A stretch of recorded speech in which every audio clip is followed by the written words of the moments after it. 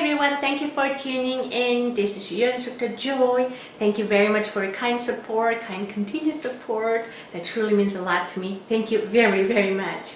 So today we're going to talk about tone production. How one could get rid of those unwanted, not so beautiful sound, but how we could create smooth, soft, gentle, round tone. Some call it a vowel-like sound. So when it comes to tone production, it has to do with three things. Bow contact point, meaning where the hair is touching the string. So this is called contact point. Sometimes it's near the fingerboard, sometimes near the bridge. So that's the first thing, contact point. Excuse me. Next one is bow speed, how fast we move. Last one is bow weight, how heavy the bow is. Those three factors are important. So if you want to produce a soft tone, it's a good thing to check those three ones first before we go further, more delicate bow technique. So if you want to create soft tone, it's a good idea to place the bow near the fingerboard because the strings are much more flexible there. Can you see how the strings moving? Versus here near the bridge, it's quite inflexible, but here the strings are much more flexible. Therefore, it's a bit easier. Therefore, it creates softer sound a bit easier. So that's first thing. Second thing, make sure your bow is light enough. So the way we do it is by simply raising our elbow and the wrist. We are tilting the bow like that. Make sure your hair is facing us, not the other way around. The reason being is that way we can always have our wrist available. If you bend the other way, we're blocking our wrist, therefore we can't access really the weight of the arm. So we want to open our wrist that way and tilt hair facing us that way. We can always access the weight of the arm. Now the speed can be fast and slow in this case. So 2 points matter here. So place the bow near the fingerboard and then light bow. Yeah, that should work.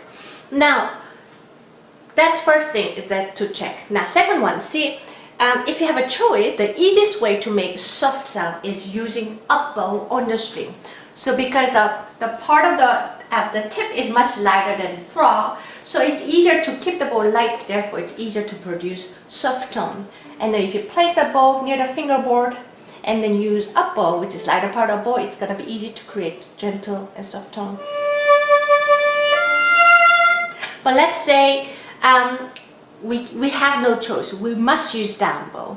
In that case, it gets a little harder. And this is what I'm going to show you a little trick, and you can try. It works beautifully with my advanced students. So here, of course, you want to make sure that your bow is placed near fingerboard, and that you raise your wrist high enough for two things. To tilt the bow so that the hair is facing towards us, which means we're using only a couple hairs on the side, not the complete hair.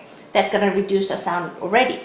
And then not only that, by raising your wrist higher, you're taking the weight off the bow. You're making the bow lighter, physically lighter. Yeah. And then see if you can apply bow weight very, very gradually, starting very, very light. Yeah.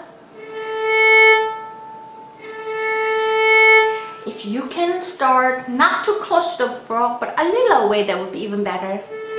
Because really close to the frog, it's possible, but it's harder. Now, here is my tip that I want you to try.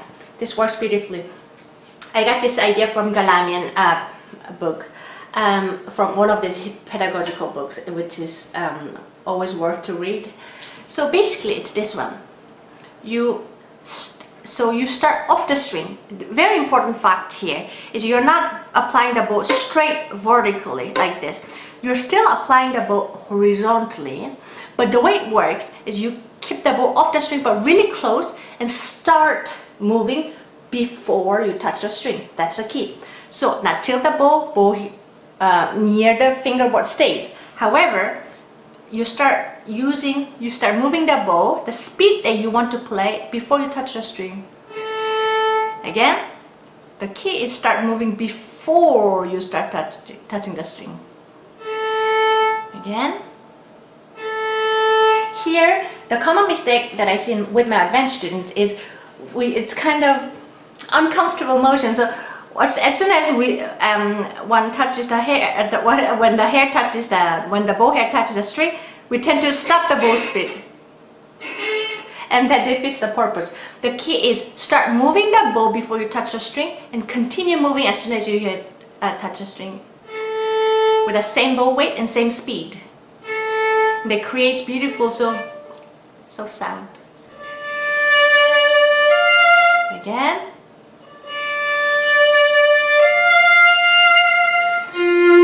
Or then like that. So this can do magic. This can produce a beautiful, gorgeous tone, even at the most difficult part, such as at the front. I hope this video was helpful. Thank you for watching, and please check out this Thursday about some exercise to improve your bow technique. Thank you for watching, and hope to see you again. Bye bye.